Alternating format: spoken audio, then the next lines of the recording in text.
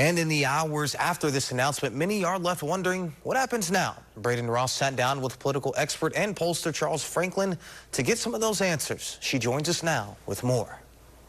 The moment many Democrats were waiting for has come, but now they have to figure out what's next. Sooner was better than later from the Democrats' perspective. For weeks, more and more Democrats have called both publicly and privately for their presumptive nominee for president to step down. The pressure became enormous. Well, now he has, and his party must move forward. Biden has now endorsed Kamala Harris as the nominee. Many Democrats appear to be falling in line behind Vice President Kamala Harris as their new nominee, someone political expert Charles Franklin says has a lot going for her. She was on the primary ballots with him.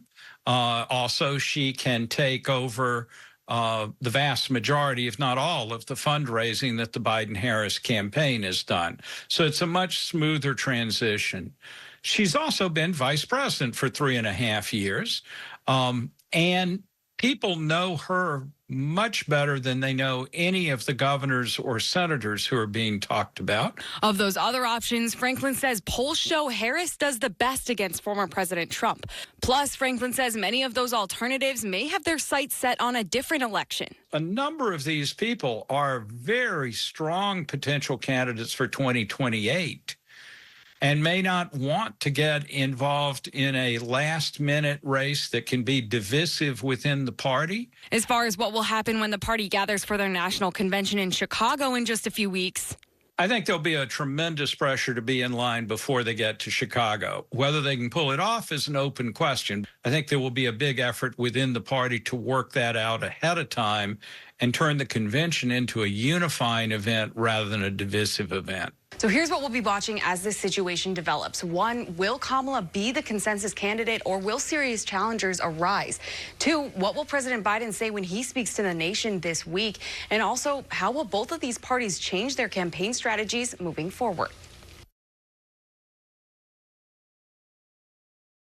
Braden, thank you. Besides Kamala Harris, other top potential replacements for Biden have been floated, including California Governor Gavin Newsom, Michigan Governor Gretchen Whitmer, Kentucky Governor Andy Beshear, and Illinois Governor J.B. Pritzker.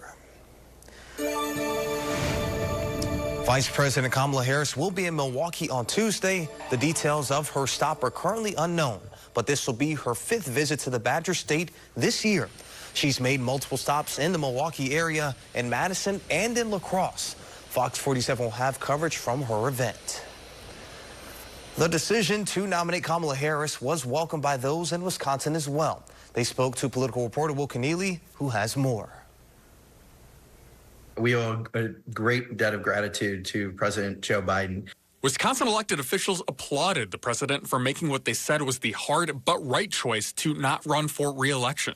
He did something you don't see very often politicians do, certainly not politicians in Washington, is be selfless, put their country before their own ambitions, and step aside. The continued questions about Biden's fitness to run for office after a poor debate performance came to a critical mass in the last few weeks, with Democratic voters bringing their concerns to their representatives. Well, I've been passing along the comments that I've been getting throughout this last several weeks, and I've gotten many of them.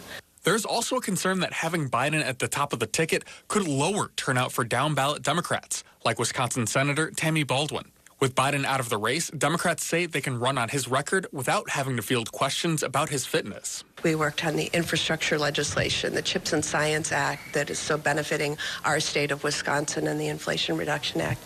And the lawmakers we spoke with say the shakeup could actually be invigorating for Democrats. Yeah, I think this is the opposite of disarray. The amount of unity I've seen in the last couple hours is tremendous. The excitement is tremendous. The energy that I'm seeing out of people who are very enthusiastic right now is tremendous. Both Congressman Mark Pocan and Senator Tammy Baldwin are backing Harris to be the Democratic nominee.